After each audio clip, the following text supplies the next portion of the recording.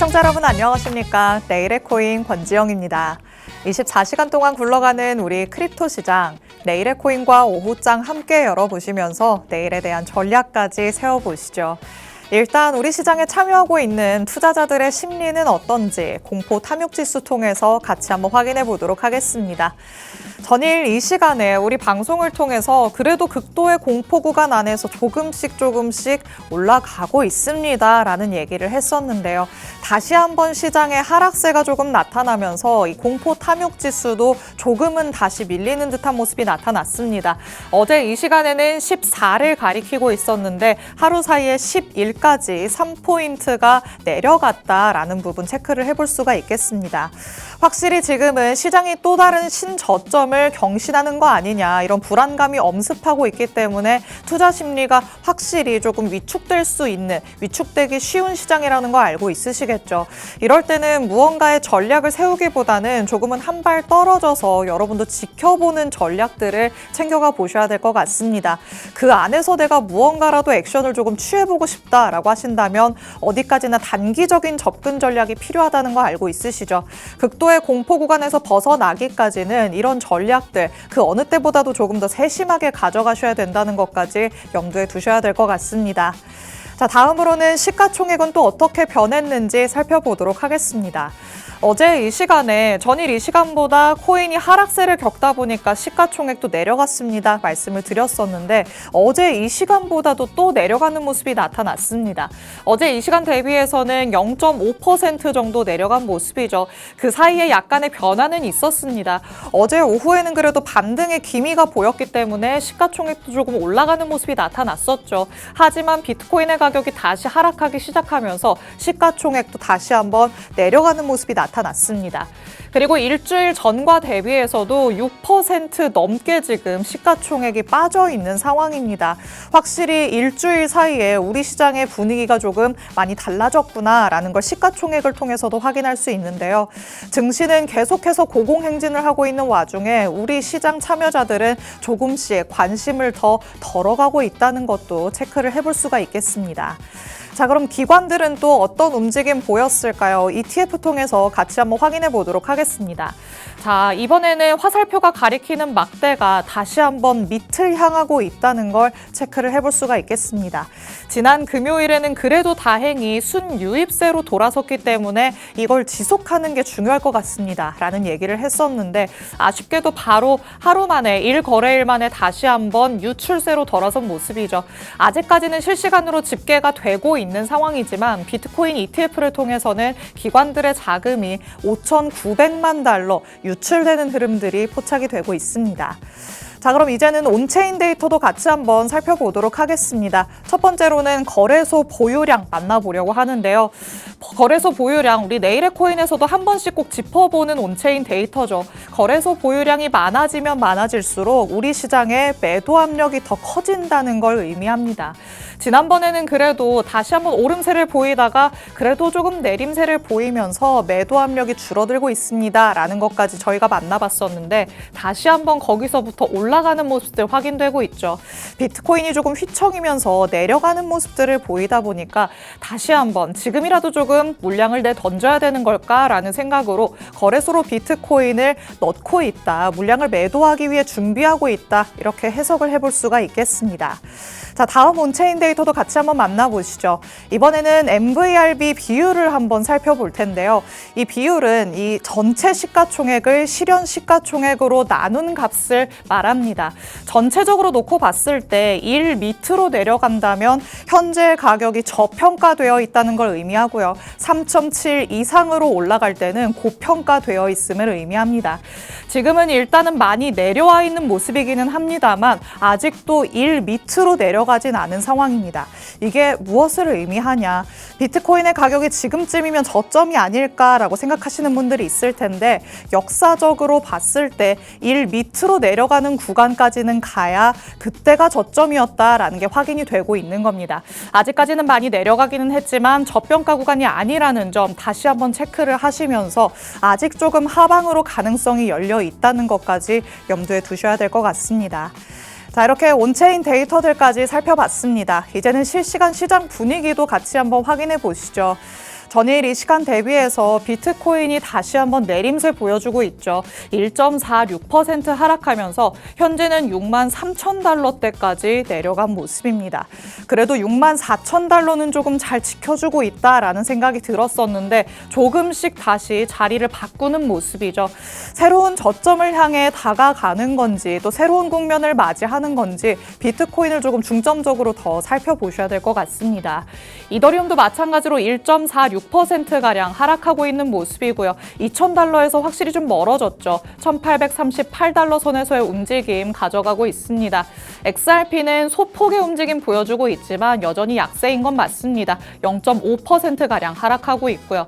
솔라나도 마찬가지로 0.94% 하락하면서 현재는 메이저 코인들이 전반적으로 다 내림세를 보여주고 있는 상황입니다. 그리고 밈코인단에서 페페가 조금 다른 색깔을 보여주고는 있습니다만 그래도 전반적으로 지금 분위기가 좋지는 않습니다.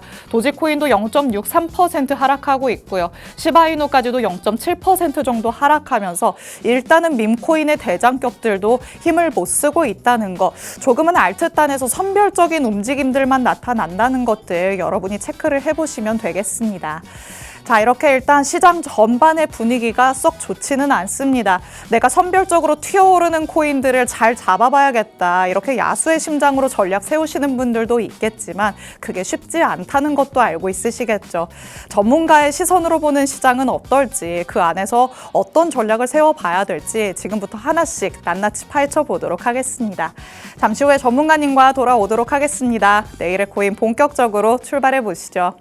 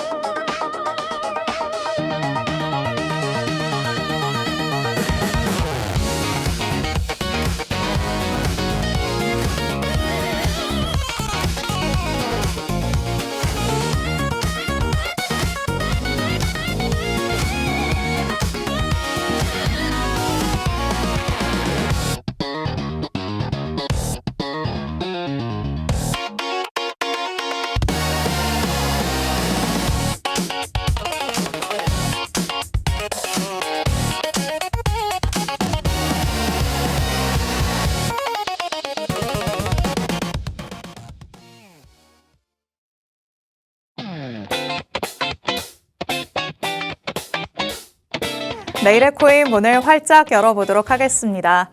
저희가 방송 시간 동안 다양한 투자 인사이트들 제공해드릴 예정이지만요. 저희 방송 시간 50분이 조금 짧다 느끼시는 분들도 많으실 것 같습니다.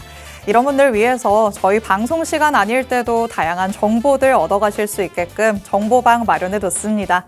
하단의 QR코드 저희 방송 끝나는 50분까지 계속해서 열려있을 예정입니다.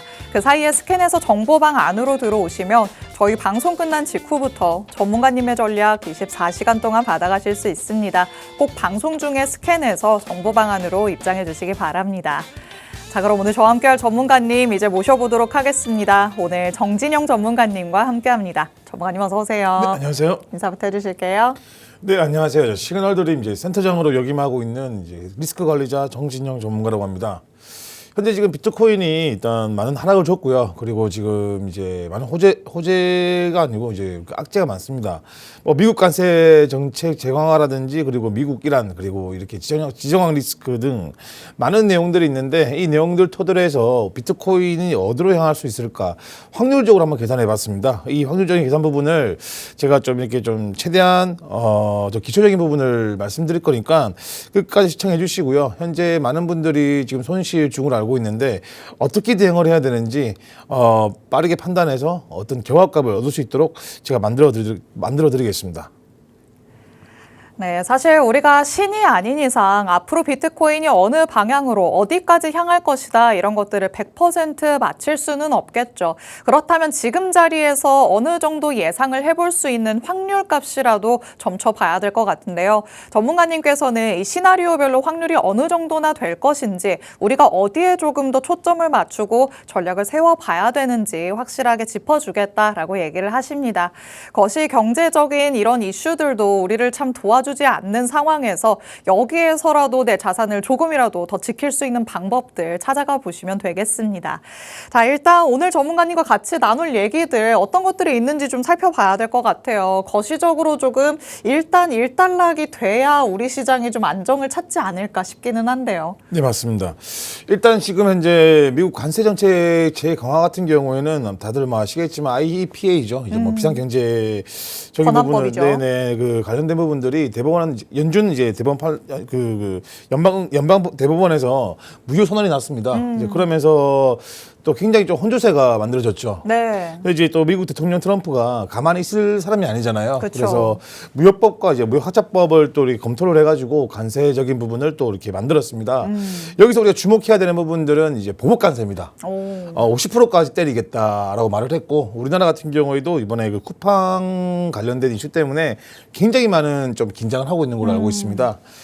이렇듯 우리가 지금 현재는 관세적인 부분에서 우리가 알 수 있는 부분들은 인플레이션과 연관이 되어 있기 때문에 네. 사실 굉장히 투자자 입장에서는 이제 예민할 수밖에 없다라고 말씀을 드리고 싶고요. 두 번째는 이제 뭐 목차 보시면 두 번째 미국이라는 지정학 리스크는 호르무즈 해협이 좀 필수입니다. 이 호르무즈 해협 같은 경우는 우리 유가 관련된 가격의 변동성이 움직일 수가 있기 때문에 주목해야 되는 부분입니다. 현재 제가 54K 하방 시나리오와 이제 76K 상승 시나리오에 대해서는 이제 AI 세 군데에서 제가 이런 내용들 토대로 해서 몇 프로 확률이 나올까 이렇게 여쭤보니까 이 세 군데에서 비슷한 값을 주더라고요. 그래서 그 값을 통해서 제가 좀 설명을 드릴 거고 그리고 이번 주 단기 추천 종목 같은 경우에는 일단 단기로 우리 볼 수 있는 종목 또 여섯 번째는 이제 차트 지표 쉽게 말하면 제가 뭐 계속적으로 좀 어려운 지표를 사용하다 보니까 네. 굉장히 많은 분들이 좀 어려워하실 것 같아서 기본적인 내용을 들고 왔습니다. 일곱 번째는 아무래도 좀 메이저 코인들 지금 많이 빠지고 있잖아요. 맞아요. 지금 앞전에도 뭐 비트코인이 빠질 때는 메이저 코인보다는 미드캡 종목들이 유리하다라고 말씀드렸는데 역시나 메이저 코인들이 많이 무너지고 있는 모습을 보여주고 있습니다. 이렇게 좀 준비를 했고요. 이제 첫 번째로 넘어가서 현재 지금 이제 글로벌 리스크 프레임 왼쪽에 보이는 사진 같은 경우에는 AP통신이랑 로이터 통신입니다. 그래서 이 두 개를 들고 왔고 현재 미국 관세 정책 재강화라고 보시면 될 것 같습니다. 이번에 그 뭐 대법원 판례가 나오면서 사실은 좀 더 우리 입장에서는 좀 복잡해졌다라고 보는 게 좀 정답이지 않을까라고 생각되는 부분이거든요. 네. 이 무역이 이제 확실히 이제 불확실성이 커지면 사실 투자하는 입장에서는 변동성이 커집니다. 그것도 우리가 뭐 떨어진다, 올라간다는 개념보다는 이 네. 변동성이 커진다는 거에 대해서 우리가 리스크를 줄여야 되는 부분이거든요. 그러면 오히려 이런 이슈가 있을 때는 내가 장기적인 포지션보다는 단기적으로 들고 갈 수 있는 그런 내용들이 좋습니다. 근데 이제 메이저 코인 같은 경우는 우리가 장기적으로 볼 수밖에 없는 거잖아요. 그쵸. 그렇기 때문에 우리가 미드캡 종목 위주로 접근하는 게 투자적인 부분에서 훨씬 유리할 수 있다라고 말씀을 좀 드리고 싶고요. 의미는 이제 뭐 수입 물가 상승 가능성과 기업 마진 임박인데 수입 물가 상승돼 버리면 당연히 아무래도 이런 인플레이션이 올 수밖에 없습니다. 네. 최근에 연준 작년이었나? 연준에서도 이제 트럼프 대통령의 관세 정책 때문에 인플레이션을 이제 우리가 초래할 수가 있기 때문에 뭐 금리 인하를 지연시킨다라는 말을 한 것처럼 이 관세 정책에 대해서는 굉장히 이런 그 경제적인 부분에서 큰 파장이 될 수 있다 이 정도로 우리가 보면 될 것 같습니다. 그리고 두 번째 같은 경우는 이제 미국이란 지정학 리스크인데 혹시 예전에도 한번 호르무즈 해협이 봉쇄될 수 있다 이런 맞아요. 내용들이 있었습니다. 네. 근데 이게 우리가 봤을 때는 뭐 호르무즈 해협 리스크가 뭐 재부각이 된다는 말은 아마 뭐 그 정도 큰 이슈는 안 날 겁니다. 솔직히 말씀드리면 뭐 제가 보더라도 설마 뭐 호르무즈 해협까지 봉쇄를 하면서 이란과 미국이 미친 듯이 싸우겠냐라는 질문에는 네. 하진 않지만 유가라는 것, 특히 유가는요 우리 그 거시적인 부분에서도 굉장히 예민한 친구예요. 그렇기 네. 때문에 이런 내용들로 움직일 수 있다는 게 무서운 거죠. 유가가 올라가 버리면 자연스럽게 위험 자산군들은 무너질 수밖에 없기 때문에 네. 벌써 지금 움직임이 나오고 있다라고 저는 보고 있습니다. 현재 뭐 나스닥이라든지 금값이 오르고 있지만 사실은 우리가 조금 더 이제 봐야 되는 부분들이 굉장히 무서운 게 뭐냐면 최근에 제가 차트를 보면서 느낀 건데 여긴 자료 없지만 이 위험 자산군과 안전 자산군들이 같이 올라가고 있는 모습들이 많이 보입니다. 사실 꽤 좀 이례적인 부분이었고 이런 내용들은 사실 좀 큰 하락이 나오기 직전의 움직임이 아닌가 이 정도까지 제가 의심을 하고 있기 때문에 어제도 이제 새벽 4시까지 5시까지 좀 보고 좀 어떻게 대응해야 될지 좀 분석을 하고 있는 부분이거든요. 네. 일단 에너지가 올라가 버리면 아무래도 CPI가 올라갈 수밖에 없겠죠. 그쵸. 네, 그것도 봐야 되는 부분들이고 지금 현재 매크로적인 부분에서는 연준이 굉장히 좀 이렇게 좀 많이 둔화되고 있다라는 시점을 보고 있는 부분이지만 이런 이슈적인 부분 때문에 만약에 다시 상해가 된다면 아마 이런 인플레이션을 좀 대비를 하기 위해서 금리 인하라는 내용들이 좀 더 멀어지지 않을까라고 생각드는 부분이고 이번에 또 발표됐던 GDP가 또 굉장히 좀 안 좋게 나왔습니다. 그래서 뭐 연준에서도 사실 굉장히 좀 이렇게 좀 애매한 그런 포지션을 취하고 있는 부분인데 이 부분도 우리가 다 고려해서 이러한 지정한 리스크가 어떻게 움직일지 지속적인 관심을 가져야 된다고 말씀을 좀 드리고 싶습니다. 맞습니다. 일단 매크로적으로 우리 시장을 둘러싸고 있는 이런 내용들이 좀 리스크로 작용하고 있다라는 거는 많은 분들이 알고 있으실 것 같습니다. 첫 번째로 짚어봤던 건 단연 트럼프 대통령의 관세 정책이겠죠. 여태까지 진행을 해왔었던 IEEPA 여기를 근거로 한 관세는 무효다라고 연방 대법원에서 판결을 내리기는 했지만 트럼프 대통령은 즉각적으로 다른 부분에 의거해서 새로운 관세를 발표하고 있는 상황입니다. 그리고 여기에다가 또 엄포를 놓고 있죠. 다른 국가들을 상대로 여기에 대응하는 무언가의 액션을 취하려고 한다면 우리는 더 큰 관세를 부과하겠다라고 경고성 메시지를 내놓고 있기 때문에 한동안은 다시 관세에 대한 불확실성이 더 커질 수밖에 없다라는 부분들도 여러분이 꼭 체크를 해보셔야 될 것 같습니다. 그리고 두 번째로는 미국과 이란의 지정학적 리스크죠. 잠잠해지려나 싶으면은 또 계속해서 얘기가 나오고 무언가의 협상이 진행이 되려나 싶으면 다시 결렬되고 이런 모습들이 반복되고 있습니다. 일단은 26일을 조금 지켜봐야 될 것 같은데요. 스위스 제네바에서 다시 한번 핵 협상이 이루어진다고 하니까 여기에서 조금 긍정적인 포인트들, 무언가의 진전이 이루어지는 그런 얘기들이 나올 수 있는지도 여러분이 꼭 이슈를 통해서 체크를 해보시면 좋을 것 같습니다. 자, 그렇다면 우리는 비트코인을 기반으로 한 시나리오를 이제부터 작성을 해봐야 될 것 같습니다. 일단은 지금 하락세가 나오고 있기 때문에 조금 더 하락을 보여준다면 과연 어디까지 내려갈 것인가 이거부터 조금 가능성을 찾아봐야 될 것 같아요. 일단 뭐 비트코인 저점이 어딘가라는 내용들은 우리 이제 SNS에 많이 돌고 있습니다. 네. 어떤 분들은 59K, 어떤 분들은 60K, 지금이 저점이다라는 부분이 많으신데 저는 개인적으로 54K, 52K까지 보고 있는 부분이거든요. 오. 그거는 아무래도 차트적인 부분에서 이런 그 피보나치라는 그런 개념을 통해서 제가 분석을 한 부분이고요. 제가 68K 빠지는 것도 68K 이자 빠질 거다라는 것도 그 당시에 제가 예측을 할 수 있었던 부분들은 거래량입니다. 네. 거래량을 보고 제가 판단을 했고 지금 또 거래량이 사실 뭐 제 나름대로 봤을 때는 하락 포지션 쪽으로 좀 유리하게 움직이지 않냐라는 생각이 좀 들고 있습니다. 일단 54K 해방 시나리오를 우리가 볼 때는 일단 관세 확대와 지정한 리스크가 이렇게 좀 심화됐을 때 아마 원자재 에너지 가격들이 상승이 될 겁니다. 원자재가 오르게 돼버리면 우리가 근원 CPI, 근원 뭐 이렇게 PC 이런 내용들이 있잖아요. 네. 그만큼 이 원자재 에너지를 제외하고 발표될 정도로 이 친구들에 대한 움직임 유동성이 매우 큽니다. 그렇기 때문에 이 조금의 자극이라도 크게 움직일 수가 있기 때문에 충분히 제3방 압력이 올 수 있고요. 그러면 연준에서는 야 이거 우리 금리 인하를 풀었다가 인플레이션 와버리면 와 말짱 도루묵이구나 이런 생각을 할 수가 있기 때문에 금리 인하도 지금도 사실은 좀 애매모호한 말을 하고 있단 말이에요. 좀 밀려날 수가 있고 그러면 이제 실제 금리가 상승이 됩니다. 실제 금리가 제가 뒤에 표를 준비했지만 지금 1.6에서 1.70% 정도를 유지하고 있단 말이에요. 그래서 네. 2%까지 상승이 나올 수 있다라 볼 수 있는 거고 금융 여건 또 긴축이죠. 원래 지금 현재 QT, 그러니까 쉽게 말하면 자금 축소를 하고 있는데 금융적인 부분 뭐 지속화돼 버리면 또 말라 죽을 수가 있기 때문에 QE까지 진행할 수 있는 부분이었지만 이것 또한 조금 더 미룰 수가 있다. 그러면 이제 우리가 위험자산 밸류에이션 디레이팅이 나올 수 있는 부분이고 그러면 BTC가 54K까지 하락이 나올 수 있다. 이런 시나리오입니다. 뒷페이지를 넘겨서 첫 번째가 이제 유가입니다. 유가 보시면 아시겠지만 현재 위치가 지금 80에서 90 정도를 볼 수 있는 부분이잖아요. 지금까지 괜찮은데 이제 100달러가 넘어버리면 좀 위험 지수가 올라갈 수 있다. 뭐 CPI 재상승 가능성이 충분히 도래할 수 있다라고 볼 수 있는 부분이고 네.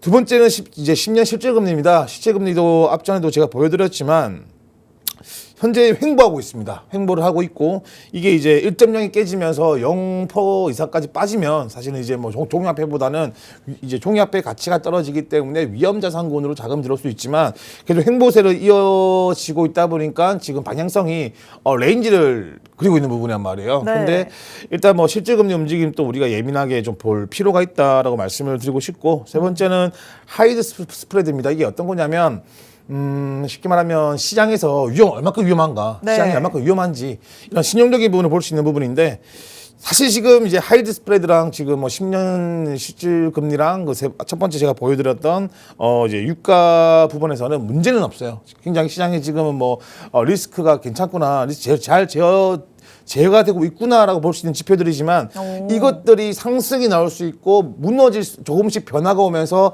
위험하게 변할 수도 있다는 걸 우리가 봐야 되는 부분이거든요. 지금은 사실 문제가 없습니다. 하이힐드 같은 경우에도 지금 보시면 아시겠지만 2.8% 정도에서 3%면 신용시장이 굉장히 괜찮다라고 볼 수 있는 부분인데 일단 지금 만약에 제가 말씀드렸던 내용들이 이슈가 돼버리면 4% 이상은 돌파가 나올 것이다. 그러면은 제가 그때도 말씀을 드렸지만 미국은 신용이 굉장히 중요한 나라입니다. 그래서 신용시장도 좀 이제 적세불이 이렇게 켜질 수 있다라고 볼 수 있는 부분입니다.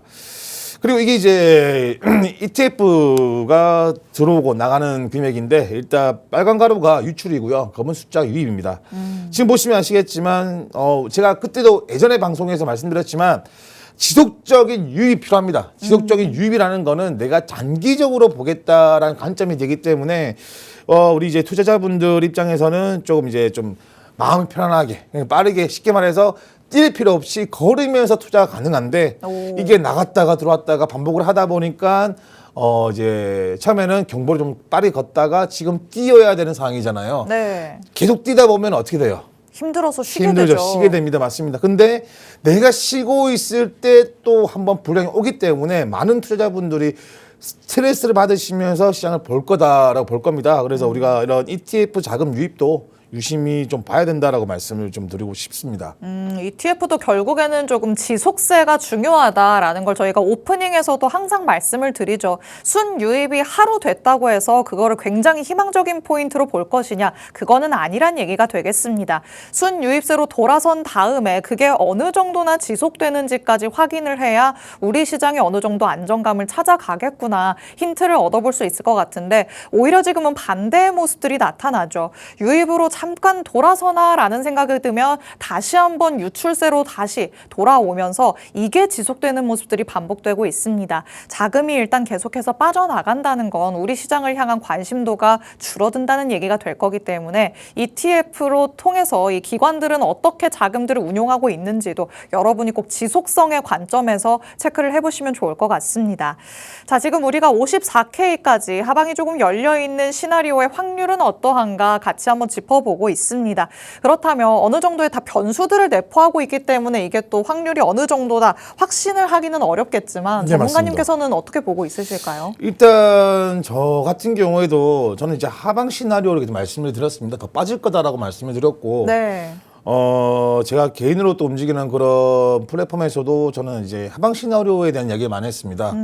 현재 지금 제가 세 군데 AI에게 물어봤을 때는 47% 정도 나왔습니다. 여기서 제가 물어봤을 땐 객관적으로 물어봤거든요. 네. 여기 보시면 이제 관세 정책 불확실성과 중동 리스크 존재, 그리고 유가 상승 압력, 연준이나 확신 부족인데 여기서 제가 한 가지 더 여기는 없지만 말씀드릴 수 있는 내용이 어떤 거냐면 많은 분들이 이렇게 생각할 거예요. 왜 계속 ETF 자금들이 들어왔다가 나갔다가 할까라는 의문점을 제가 좀 들더라고요. 의문점이. 네. 어쩌 뺄 거 왜 넣는 거야 라는 생각이 들어가지고 네. 제가 그래서 한번 미국 시장에 대한 방향을 보니까 그렇습니다. 현재 이런 비트코인 시장 같은 경우에는 이제 우리가 현재 물건이죠. 이런 시장보다는 예측 시장이 훨씬 큽니다. 그리고 이제 이런 비트코인 시장에서는 레버리지가 굉장히 높아요, 사실은. 그러니까 우리가 코인 시장이 사실 옵션 거래가 없다라고 볼 수 없는 부분이지만 데리비트라든지 옵션 거래 하고 있는 부분이잖아요. 근데 네. 옵션 거래보다는 이제 우리가 증권처럼 이렇게 좀 그런 옵션 만기 쉽게 말하면 그런 내용들보다는 그 예측 시장이 훨씬 크기 때문에 아무래도 그런 그 변동성이 큽니다. 그래서 우리 이제 기관들이 ETF 리스팅이 났다, 그리고 ETF 리스팅이 나버리면 자금이 유입된다라고 해서 많은 분들은 야, 그럼 이건 올라갈 수밖에 없지 않냐라는 생각은요, 너무 단순한 생각이거든요. 결국에는 지금 코인 시장은요, 쉽게 말씀드리면 기관들이 유입됐기 때문에 어려워지고 있다, 난이도가 올라가고 있다라 보시면 됩니다. 그래서 ETF 자금이 들어왔더라도 전반적으로 지금 제가 OI를 좀 보니까 우리가 이제 올라갈 거에 투자하시는 분들 꽤 많았습니다. 그리고 네. 이제 고배율이 많았고, 그렇다 보니까는 이게 아무래도 디레버리지 시키는 거죠. 그리고 디레버리지 발생돼 버리면 강제 청산이라는 게 나지 않습니까? 그렇죠. 그래 돼 버리면 이 연쇄작용을 합니다. 많은 전문가들이 계속 디레버리징 강제 청산 말하는 건 이유도 이게 도미노식입니다. 쉽게 말하면 이 기관들도 고려해도 솔직히 겁이 나는 거예요. 그렇기 때문에 이게 한번 터져버리면 계속 터지다 보니까 하방이 쉽게 열릴 수 있는 부분이거든요. 네, 그렇게 보시면 됩니다. 그래서 이 방향은요, 결국에 이 크립토 시장의 방향은 현물 시장이 주도하지만 이 변동성은요, 예측 시장이 만듭니다. 이 두 개 합쳐지면서 큰 시장이 만들어지는 부분이고, 지금은 이제 우리가 이제 그 현물 시장보다 예측 시장이 크기 때문에 변동성이 커지고 있다, 이렇게 보시면 될 것 같습니다.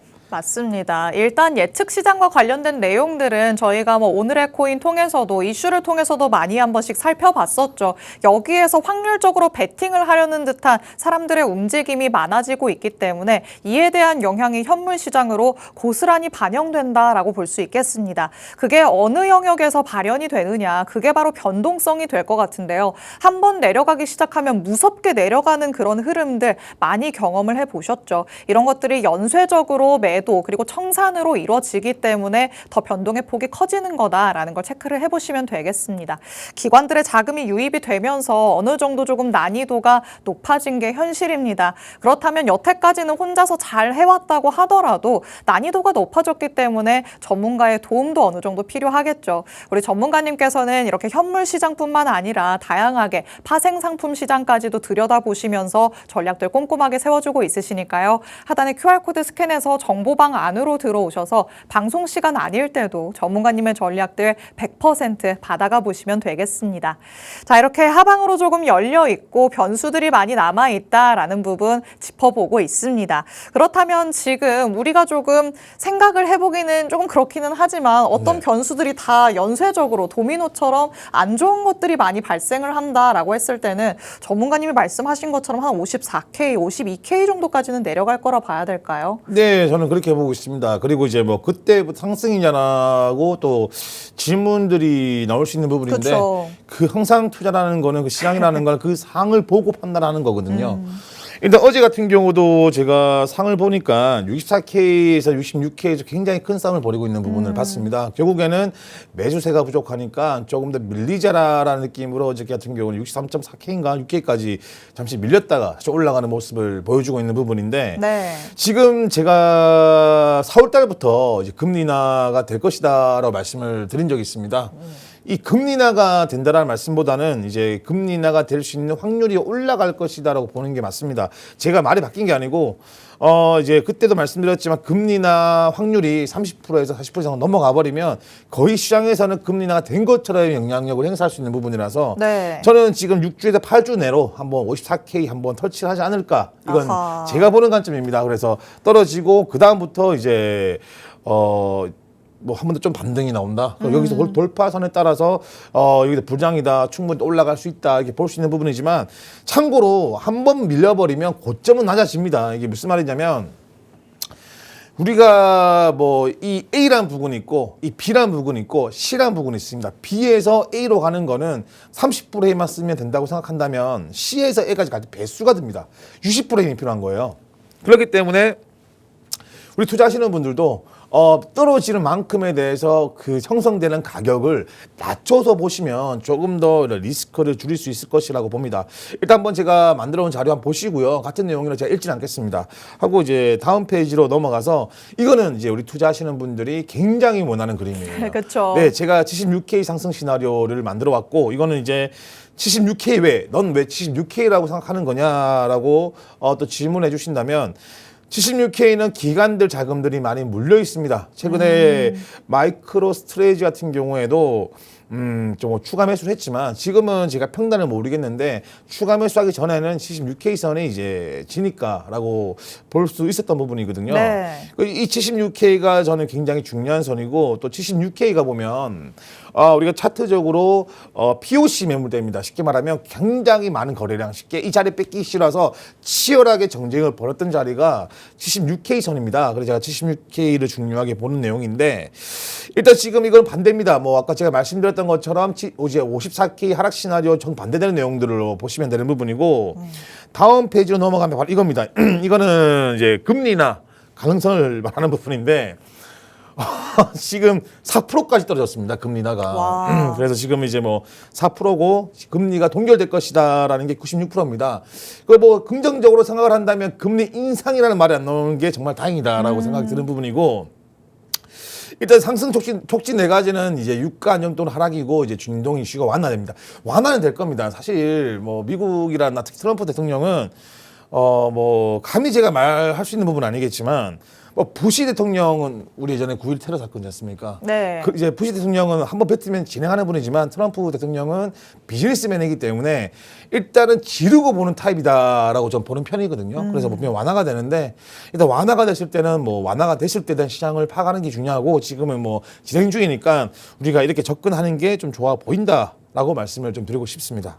좋습니다. 결국에는 우리가 조금 하락 시나리오에서 만나봤던 변수들이 긍정적인 결과들을 가져올 때 그때야 맞습니다. 비로소 상승한다 이렇게 볼 수 있을 것 같은데 이렇게 되기를 조금 간절한 마음으로 바라봐야 되지 않을까 싶기는 합니다. 아까 AI를 통해서 하락 시나리오에 해당하는 확률이 어느 정도 되냐 전문가님이 물어봤다고 하셨었는데 이번에는 그럼 상승할 수 있을 만한 확률은 어느 정도 되는지도 짚어볼까요? 32% 정도 나오더라고요. 마음이 아픈 숫자인데요. 32%요. 저는 그렇게 생각을 해요. 사실 저도 투자를 하는 입장에서 돈이라는 게 벌면 좋잖아요. 그쵸. 근데 투자하시는 분들은 좀 공감을 하실 건데 투자는 끊을 수 있다라고 생각을 안 합니다. 저는 어차피 뭐 지금은 우리가 열심히 한다고 돈을 벌 수 있는 것도 아니고 결국에는 우리가 자본시장이고 투자를 해야 되는 부분인데 다 같이 벌면 양이 적잖아요. 솔직히 말씀드려서. 그쵸. 네, 그 누군가는 이랬을 때 내가 대비를 잘해서 또 이제 또 결국에는 또 정쟁이라 보면 되기 때문에 그래서 32%라는 거는 내가 32% 안에 들면 된다 이렇게 생각을 좀 해드리고 싶습니다. 그럼 여기서 아까 뭐 47%, 32% 이렇게 말하면 100%가 아닌데 무슨 말이냐라고 하면 한 개 더 있죠. 그쵸. 레인지가 있습니다. 횡보를 확률이 23% 정도 나옵니다. 여기면 60K에서 72K인데 제가 보는 거는 이제 64K에서 이제 뭐 70, 뭐 지금 현재 70K 돌파가 힘들었으니까 뭐 69K 정도까지 보면 될 것 같고요. 지금 횡보를 하는 게 사실은 가장 좋습니다. 뭐 단기적으로 미드캡 정도, 특히 횡보할 때는요, 라지캡은 안 갑니다. 라지캡이라는 거는 시총이 큰 메이저 코인들을 말하는 건데, 갈 수 있는 힘이 없어요. 돈이 필요한데, 뭐 어떤 그러니까 정보가 중요한 게 아닙니다. 참고로 정보는요, 명분을 만드는 거고 자금은 넣을 수 있는 명분을 만드는 거고 가장 이 지수가 상승할 수 있는 원인은 바로 돈입니다. 그래서 우리가 정보는 좋던데 그럼 내가 올라가겠지 이런 생각보다는 자금이 들어올 수 있는지 그리고 코인 시장에서는 발행량도 굉장히 중요하거든요. 네. 쉽게 말해서 내가 100개가 있을 때 100개를 발행했을 때 1%에서 2%를 때 2만 원이 든다면은 200개가 됐을 때는 4만 원이 듭니다. 이것도 우리가 봐야 되는 부분이라서 매물 때도 봐야 되는 부분이고 그렇게 굉장히 쉬운 계산법으로 접근하면 안 된다라고 말씀을 좀 드리고 싶네요. 좋습니다. 일단은 확률적인 부분들을 우리가 살펴봤습니다. 하락을 할 수 있는 확률, 상승할 수 있는 확률, 그리고 마지막으로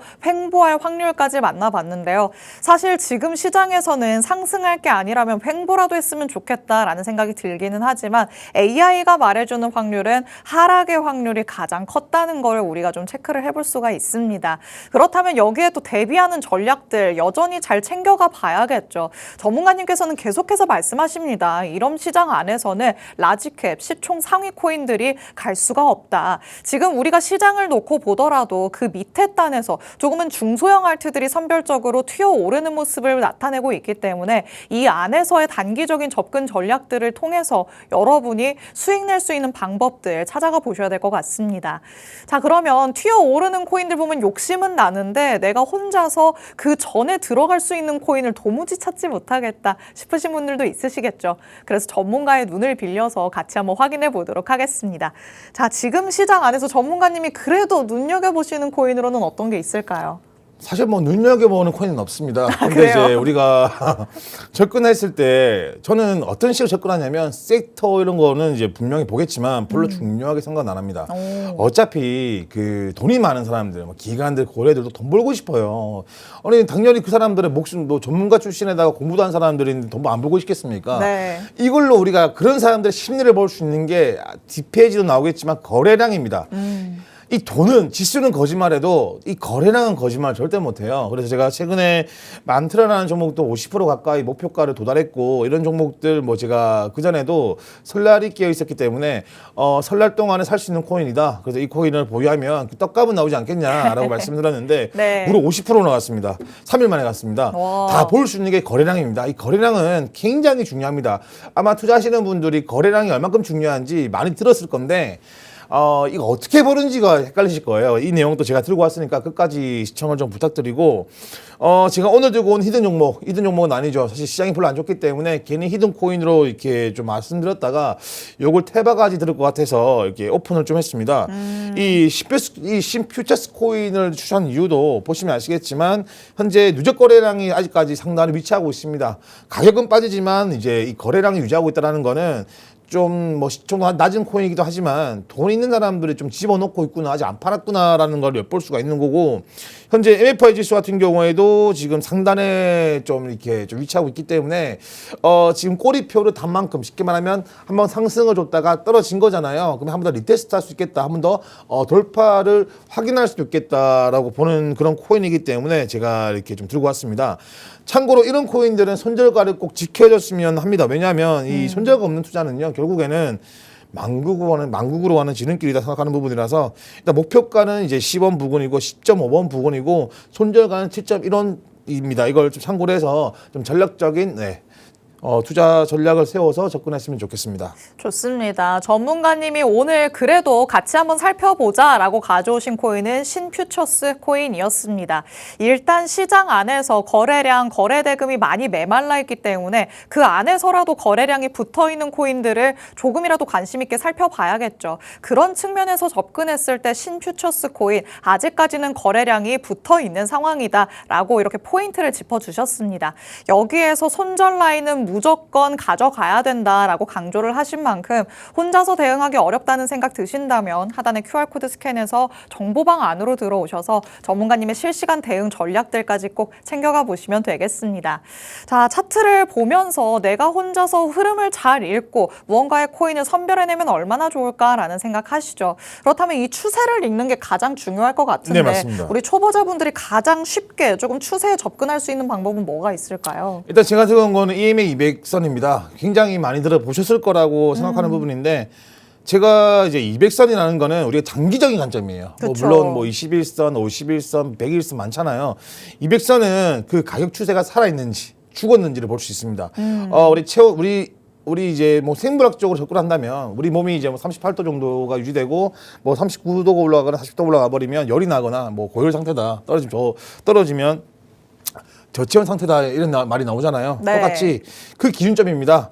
이제 200선 위에 있으면 아직 추세가 살아 있습니다. 추세 살아 있다라는 거는 뭐 충분히 한 번 더 그 돌파할 수 있는 힘을 가진다. 근데 200선 아래 있는 거는 그 의지마저 꺾어버린 겁니다. 아마 지금 차트 보시면 현재 우리 코인 시장 대부분 200선 밑에 있을 겁니다. 그렇기 때문에 지금은 거의 기세가 꺾였다라고 보면 되는 거고. 네. 두 번째는 이제 RSI 지수 이것도 많이 들어보셨을 겁니다. 그렇죠. 알지만 몰라요 사람들이. 내가 그렇더라고요. 쉽게 말하면 30 근처는 이제 상승 추세. 쉽게 말하면 과매도가 끝나고 점체기가 끝나서 이제 매도세 약해지면서 한 번 돌파할 수 있는 그런 힘을 가지는 부분이고 70 근처 같은 경우는 한참 올라가다가 이제 하락 추세로 전환식이 되는 시기입니다. 하지만 정배열 구간에서 이 가매수 구간에는 지속적인 상승을 뜻하니까 이것도 제가 나중에 좀 보여드릴 거고요.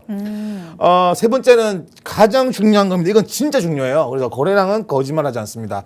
상승 플러스 거래량 증가되면 신뢰가 가능합니다. 상승 플러스 거래량 감소는 휩소라 부르죠. 속임수입니다. 그래서 우리가 조심하는 구간이고 하락 플러스 거래량 폭증은 패닉셀 구간, 공포의 대상입니다. 이렇게 보시면 될 것 같습니다. 네, 좋습니다. 우리가 차트를 보면서 어떤 기초적인 부분들을 가져가야 되는지 일단 세 가지를 통해서 같이 한번 확인해 봤습니다.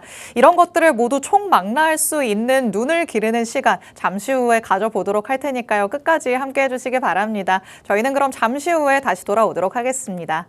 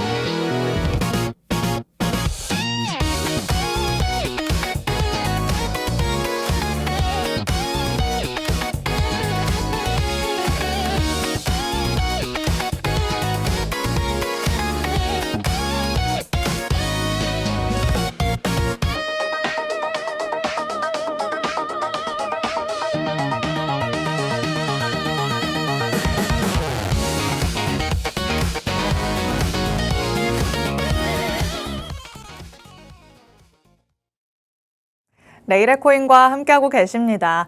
지금부터는 전문가님과 같이 차트를 들여다보면서 차트를 보는 연습도 해보고 지금 시점이 또 어느 위치에 와 있는지도 파악을 해보도록 하겠습니다. 자, 방금 전에 만나봤었던 세 가지 요소들 이런 것들을 좀 같이 녹여가면서 볼 수 있을까요? 네, 충분히 가능한 법입니다. 제가 그것 때문에 이제 비트코인을 들고 왔고요. 현재 보시면 아시겠지만 제가 표시를 좀 할게요. 이제 여기 보시면 이 부분이 우리가 이제 하락의 시작점이잖아요. 여기 거래량이 터졌습니다. 이 거래량이 터지고 중요한 거는 상승이 나왔습니다. 바로 이제 좀 지울게요. 이게 좀 지나구나. 상승이 나왔는데 중요한 거는 이제 이 매도세보다 이 매수세가 흡수를 못했다라고 보면 됩니다. 여기 보시면 거래량입니다. 이 거래량이 좀 힘드시면 제가 OBV 지표 같은 경우에도 사실은 누적 거래량이기 때문에 제가 이걸 보는 거거든요. 이 막대기 거래량은 좀 힘듭니다. 솔직히 말씀드려서. 우리가 볼 수 있는 게 이제 OBV 같은 경우도 이제 누적 거래량 볼 수 있는 부분인데 이게 저는 굉장히 쉽다라고 생각을 해요. 저 쉽고.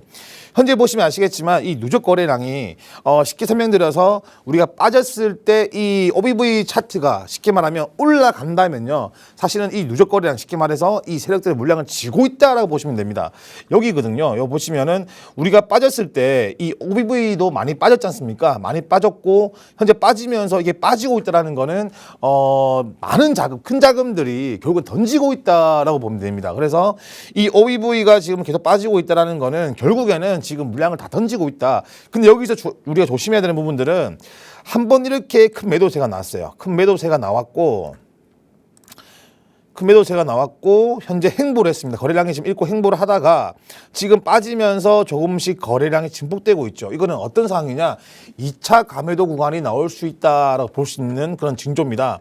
이런 것들은 이제 우리가 사실 뭐 경험적인 부분으로 알 수 있는 부분인데 지금 전반적으로 지금 이렇게 매수세가 약하다. 이걸 우리가 딱 봤을 때는 매수세가 굉장히 약하다, 매수세가 없다라고 평가는 가능합니다. 그리고 우리가 뭐 기타적으로 여기는 없지만 이제 OI 이제 미결제 약정 같은 경우 보더라도 뭐 이런 그 누적되는 포지션 수량들이 점점 적어지면 결국에는 매수세가 없기 때문에 말라 죽는 느낌이다라고 보시면 되거든요. 현재는 비트코인 자체도 말라 죽는 느낌이죠. 우리가 오비브만 보더라도 이게 지켜 올라가면서 하락을 한다면 지켜주겠구나, 점점 매도세가 줄어들겠구나가 아니고 이 OBV 지표가 빠지면서 떨어지고 있기 때문에 추가적인 하락도 우리가 생각을 해야 된다라고 말씀을 드리고 싶습니다. 참고로 차트라는 거는 결과값을 만들어주는 게 아니고요. 어떤 이제 우리가 추세를 볼 수 있는 보조 지표라 보시면 되는 거라서 무조건 뭐 이렇게 하고 있다가 빠지겠네가 아니고 또 이제 차트가 변화되면서 옮길 수 있는 부분이거든요. 그나마 또 쉬운 게 어떤 거냐면 제가 들고 왔는데 잠시만요. 일단 우리가 뭐 부가적으로 볼 수 있는 게 아까 전에 200일선입니다. 200일선인데 EMA 200일선이죠. 여기 보시면 아시겠지만 이 파란 색깔 선이 200일선입니다. 현재 어떻습니까? 근데 어때요? 파란색 선이 밑에 있죠? 네, 파란색 선도 밑으로 내려가고 있고 차트가 아예 그 하단에 위치하고 있네요. 네, 맞습니다. 자, 이런 거를 역별 구간이라 부릅니다. 역별 구간이라 말하는 부분이고 우리가 지표라는 거는 한 개만 볼 수 있는 게 아니에요. 그래서 우리가 이거랑 같이 볼 수 있는 게 어떤 거냐면 스토캐스틱 이제 RSI입니다. 이것도 같이 볼 수 있습니다. 참고로 많은 분들이 볼린저 밴드를 많이 보실 거라 생각을 해요. 이제 볼린저 밴드는 아시죠? 저 많이들 쓰실 거예요. 네, 볼린저 밴드만 보시면 알 수가 없어요, 사실은. 그래서 볼린저 밴드랑 최근에 가장 많이 쓰는 게 이제 스토캐스틱 RSI입니다. 이 스토캐스틱 RSI와 볼린저 밴드 같은 경우는 행보를 했을 때 가장 영향력을 깊게 볼 수 있는 그런 지표거든요. 여기 보시면 아시겠지만 볼린저 밴드가 확대가 되었다가 큰 하락이 나오면서 이렇게 가매수 구간이 떴다가 결국에 보시면 아시겠지만 현재 여기가 지금 지식 구간이잖아요. 지식 구간인데 돌파를 하지 못했기 때문에 결국에는 물량이 빠지면서 하락을 하고 있다. 이렇게 분석을 볼 수 있는 부분이거든요.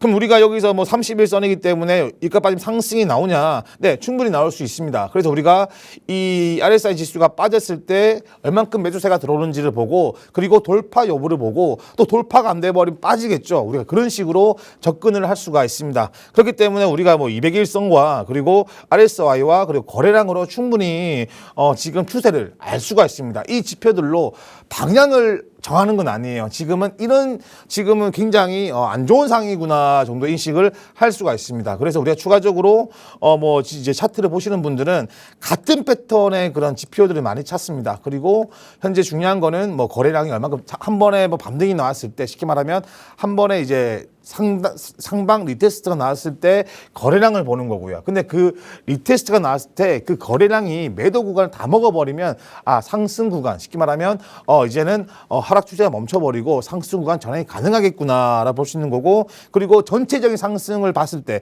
전체적으로 시장의 분위기를 변경됐을 때 볼 수 있는 게 다우 이론입니다. 이런 내용들은 저한테 이렇게 좀 많이 물어봐 주시면 답변을 드릴 거고요.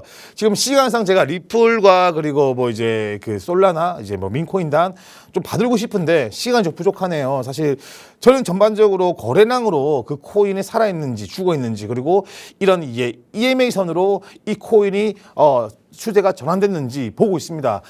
제가 최근에 히든 종목들을 말씀드린 것도 다 이런 지표들 어렵지가 않거든요. 이런 지표를 통해서 제가 분할 매수 잡았고 뭐 기타적인 뭐 추가적인 지표도 있었지만 그런 지표 기준점에서 내가 이 종목을 투자해야겠다라고 나가는 거지 그냥 이 종목이 좋더라, 이 종목이 좋더라 이렇게 투자는 하지 않습니다. 결국에는 우리가 감으로 투자해버리면 시장은요 먹힐 수밖에 없습니다. 굉장히 어렵지가 않거든요. 그리고 나머지적인 부분들은 내가 이 정도의 기본 지식을 알고 있고 이거를 차트에 적용하는 방식만 안다면 누구나 나는 차트를 볼 줄 알고 나는 이런 것 때문에 리스크를 줄이고 이런 것 때문에 분할로 사는 거야. 이 정도는 충분히 말할 수 있다고 말씀을 드리고 싶습니다. 참고로 저는 이렇게 말씀을 좀 드리고 싶은 게 어떤 거냐면 이제 끝으로 제가 오늘 방송에 이 시장에 빠지고 있는 거 물려 계신 분들은요. 기회를 박탈당하는 거고 지금 저점에서 바게인 세일할 때 살 수 있는 분들은 기회를 잡는 거예요. 그러니까 상승이 나오는 단계는요. 사실 누구도 알 수가 없습니다. 갑작스러운 상승이 나오고 내가 코인이 떨어지고 있길래 관심을 껐더니 다시 TV를 켜보니까 엄청나게 올라가고 있는 거예요. 결국에는 그러다가 추격 매수를 하게 되는 거고 남들은 10배를 벌 때 나는 한 배도 못 버는구나 이런 상황이 나오는 게 관심을 공부를 안 해서 그렇습니다. 그래서 우리가 충분히 공부를 하시면서 시장 접근하시면 그래도 리스크를 줄이면서 그리고 힘들지만 재미있게 내 경제적인 부분이 좀 더 풍족해질 수 있다 이렇게 말씀을 좀 드리고 싶습니다. 그러면서 오늘 방송 여기까지 제가 말씀을 드리고 좀 이제 고급화되는 내용들은 저에게 많이 문의 주시면 제가 답변을 드릴 수 있도록 하겠습니다. 네, 감사합니다.